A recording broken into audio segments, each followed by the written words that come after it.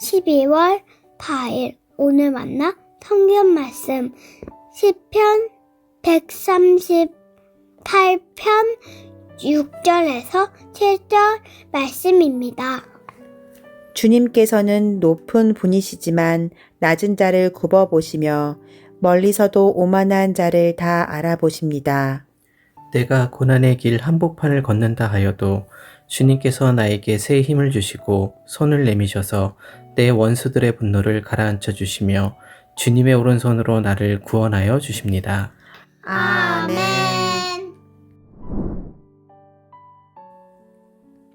오늘 만나로 만나주시는 하나님을 기대합니다. 더 높은 곳에 있는 물체일수록 떨어질 때 강력한 에너지가 발생합니다. 물리학 이론에서는 이를 에너지 보존의 법칙으로 설명하죠. 물체가 높은 곳에 있을수록 더 커다란 위치 에너지를 갖는다는 것입니다. 그리고 그 물체가 떨어질 때 커다란 위치 에너지는 사라지지 않고 고스란히 운동 에너지로 전환되는 것이죠. 그래서 더 높은 곳에서 떨어지는 물체일수록 더욱 강력한 운동 에너지를 만들어낸다고 물리학 이론은 설명합니다. 우리가 믿는 하나님의 사랑을 에너지 보존의 법칙으로 설명해 볼 수 있습니다. 오늘 본문 말씀에서 시인은 하나님을 높은 분이라고 명료하게 노래하죠. 하나님은 하늘 위에 계시고 모든 만물들 위에 계시며 시간과 공간을 초월하여 존재하시는 분이십니다. 그렇기에 하나님은 이 세상의 어떤 존재보다 가장 커다란 위치 에너지를 가지고 계신 분이라고 정의할 수 있습니다.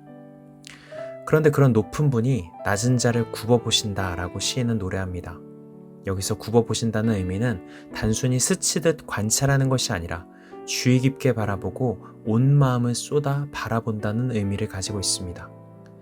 높은 곳에 계신 하나님의 시선과 사랑의 마음이 그 높은 곳에만 머무르지 않고 낮은 인생을 향할 때 그 사랑의 에너지는 커다란 진폭을 만듭니다. 오늘 본문에서 시인이 고백하는 것처럼 고난의 길 한복판을 걷는 이에게 예기치 못했던 새로운 힘을 주시기도 하고 구원의 길을 열어주시기도 하죠. 그렇게 마음을 쏟아서 인생을 굽어보시던 하나님은 마침내 자기 자신을 비워 종의 형체로 이 땅에 내려오셨습니다. 그렇게 가장 커다란 위치 에너지를 가지고 계신 분의 사랑의 하강 운동은 복음이라는 강력한 충격파를 만들어냈습니다. 그 사랑의 충격파는 가장 낮은 곳, 소외된 곳의 죄인들, 연약한 자들에게 닿았고 그들의 무너졌던 삶과 존재를 다시 살아나게 만드는 구원의 능력이 되었습니다. 과거에 대학원에서 공부하던 시절 20세기의 가장 위대한 신학자로 평가받는 칼바르트의 신학에 관해서 공부했던 적이 있습니다. 그때 수업 시간에 들었던 칼바르트의 신학 중에 아직까지도 마음에 깊이 각인된 문장이 있습니다. 보통 많은 기독교인들이 착각하는 것이 하나님을 자신이 높여드릴 수 있다고 생각한다는 것입니다.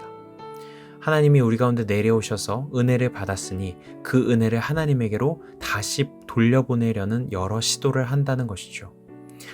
하지만 칼바르트는 이런 실존에 놓인 인간이 엄밀히 말해서 하나님에게 은혜를 돌려보낼 수 있는 방법은 없다고 말합니다. 그리고 도리어 이렇게 강조하는 것이죠. 하나님이 원하시는 것은 내가 너희 가운데 내려왔으니 너희도 내려가라 라는 것이다. 성도 여러분, 교회란 하나님의 하강 운동으로부터 나온 사랑의 에너지에 생명이 있고 능력이 있다고 믿는 사람들의 모임입니다.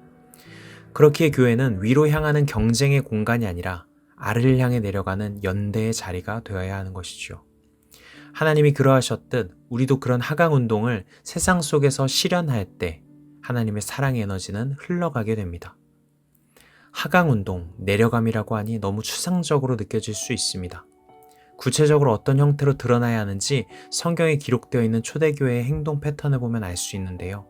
간단히 말해서 그것은 자신의 권위를 나누고 물질과 시간을 나누는 삶을 계속해서 선택하는 것입니다.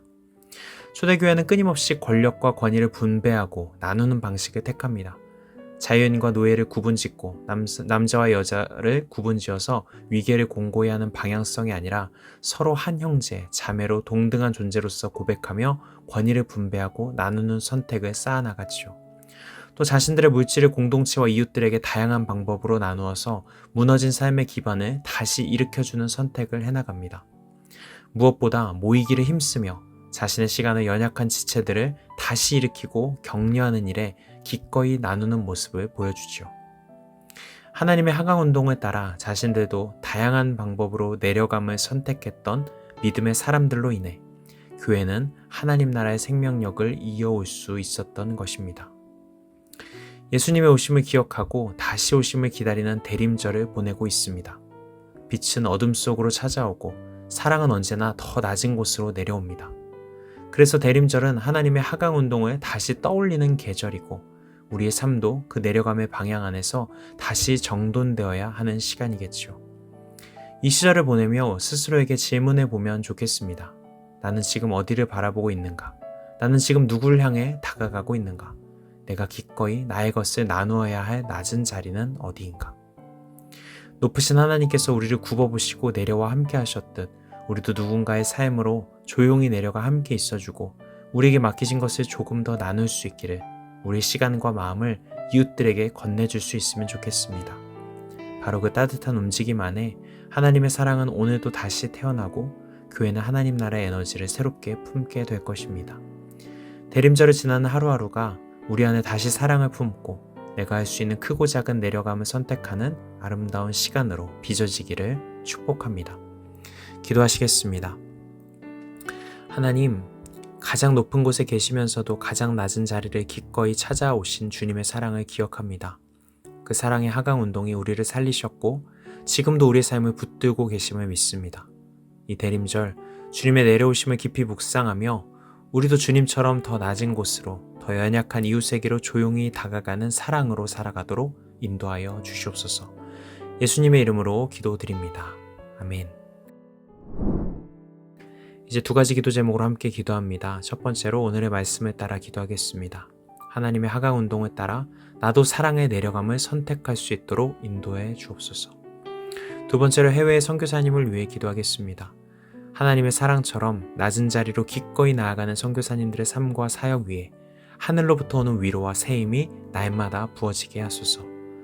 이 제목으로 기도하신 후에 개인 기도로 나아가시겠습니다.